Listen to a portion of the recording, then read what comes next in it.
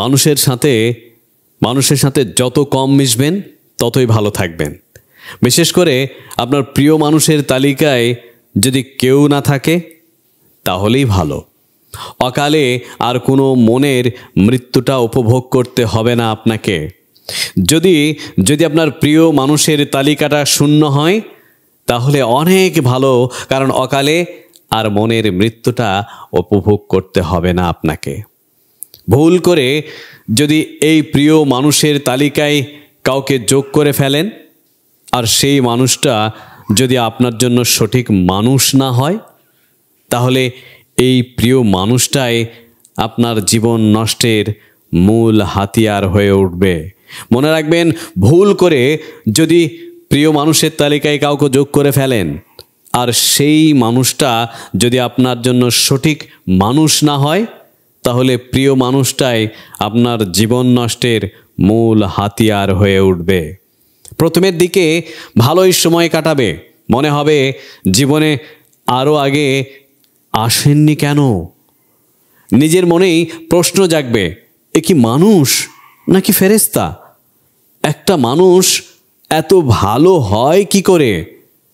কিছুদিন কাটার পর তার আসল রূপটা দেখতে পাবেন। আপনার খারাপ সময় শুরু হবে তখন। আজকে দেখবেন এর সাথে ঘুরতেছে, কালকে দেখবেন আরেকজনের সাথে। তিলে তিলে যন্ত্রণার আগুন নিঃশেষ করে দিবে আপনাকে এই প্রিয় মানুষটায়। আপনার ওই প্রিয় মানুষটার যত্ন করে দেওয়া কষ্টগুলো একটা সময় পর আপনার মনকে অকালে মেরে ফেলবে। সেদিন আর মসজিদের মাইকে ঘোষণা হবে না মৃত্যু মনের ফরমান, না হবে জানাজা, না হবে মাটি। দেহের ভিতরেই পড়ে রবে মৃত্যু একটা মন। প্রিয় মানুষটাকে হারিয়ে এই মৃত্যু মনটাকে নিয়েই সারাটা জীবন বয়ে বেড়াতে হবে আপনাকে, সারাটা জীবন বয়ে বেড়াতে হবে। তবে একটা সময় পর শিখে যাবেন নিজের ভালো থাকার জন্য কারো উপর নির্ভর করতে নেই। নিজের খুশি, নিজের সম্মান, ভালোবাসার নামে সওদা করতে নেই। অনেকদিন পর আবার ভালো থাকতে শিখে যাবেন।